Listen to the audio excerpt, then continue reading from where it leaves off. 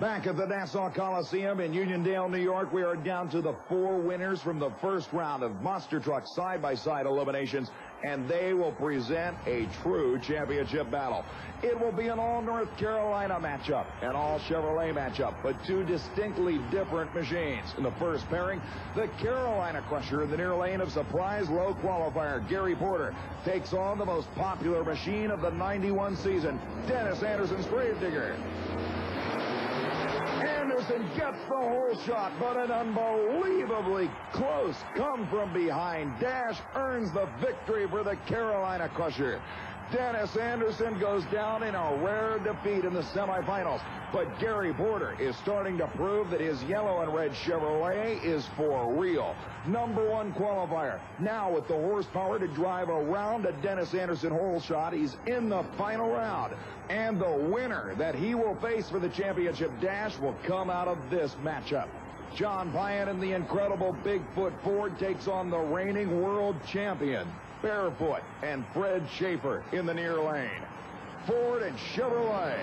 The whole shot may have gone to the Ford, but the horsepower and the win definitely belong to the Chevy Barefoot.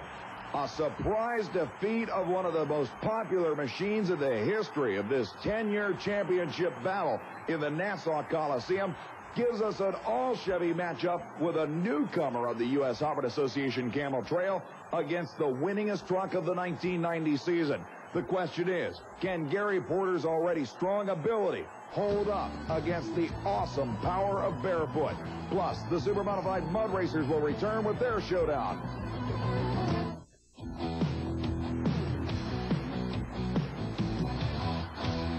Here in Oklahoma City, we've already seen qualifying produce a field spread between 1.80 seconds and 2.01 seconds. And now, the 4 quickest qualifiers get one shot at the glory. First up, the world record holder, Jeff Acker in the Insanity Supercharged Chevrolet leads this 4-car war.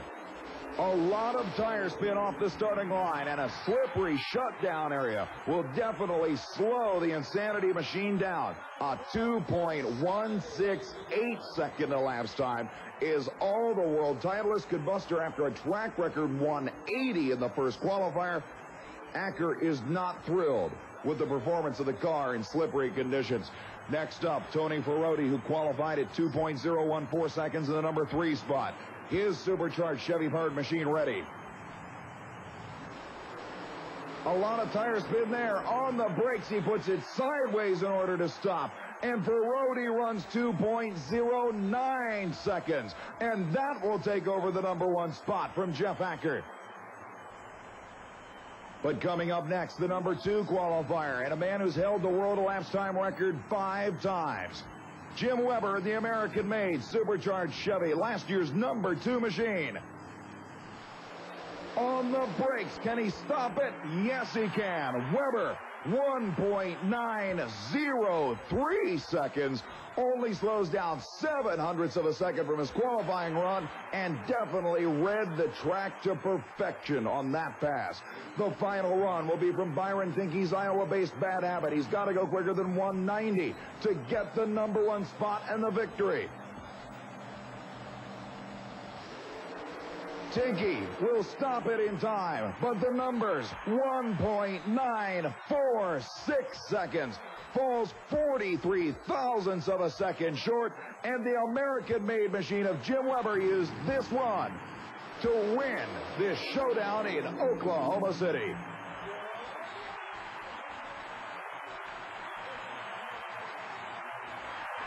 An incredible job. So Jim Weber wins the Super Modified Mud Racing Championship here at the Oklahoma State Fairgrounds Arena, followed in order by the Bad Habit of Byron Tinkey, the Let's Boogie Roadster of Tony Ferrotti, and Jeff Acker's Insanity. Meanwhile, back at the incredible Nassau Coliseum Monster Truck War, we have got the ultimate underdog battle. The Carolina Crusher, the David in this matchup against the ultimate Goliath in monster truck racing, has so far proven that he has the power to take the #1 qualifying spot and enough challenge to drive around a serious hole shot by Dennis Anderson. But now it's going to take everything Porter can muster to beat this incredible machine. The defending world titleist, barefoot, the Tonka-sponsored Chevrolet, has always been known as one to win any final round that it can finally get into. It didn't take him too much strain to knock off two other opponents, but he's got to be worried about the newcomer in the yellow and red Chevrolet on the near side of the course. Staging up ever so cautiously. Porter, the last one into the starting line, beams. Now the RPMs come up.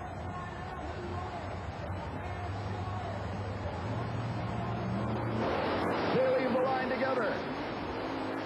And at the finish line, who can tell? It's going to take a look at the replay cameras to decide this one. Literally glued together for the entire length of the course. Looking at the replay, they left the starting line with no advantage either way, but at the finish line, the win goes to Fred Schaefer and barefoot. Another situation where it took a replay to determine it. It was that close. I was really worried about it, Brett. That lane over there is a little bit soft, and I'm really surprised, to be honest with you. I'll be honest with you. Throughout the season, we've seen a lot of come from behind in the air races. We've seen a lot of hole shots. This one looked as dead even as it could throughout the whole race. We'll have to look at it again. How did it feel inside the truck? What went through your mind? Well, I tried to move over, and I know I was going to get too much air, but I tried to get out of everybody else's track because they had the ground tore up so bad, and that's why the truck got so much air, but I took a chance again that and spinning, and I think it paid off. It sure did, because if it was a win by a foot, it was a win by an inch. No question about it. Thank you very much. Well, certainly it was a dream of a lifetime for Fred Schaefer to be able to put that emblem on the side of the incredible barefoot Chevrolet. And his biggest goal is to repeat that Camel World Championship. Right now, as he has already pointed out, he's being hit from all sides. And this will definitely be the most competitive year in the history of monster truck racing on the U.S. Hot Rod Association Tour. Can he keep it up? Stay with us and find out. Thanks for being with us here at the Nassau Coliseum. I'm Brett Kepner. See you next time. Certainly hope you've enjoyed the show as much as I have. We'll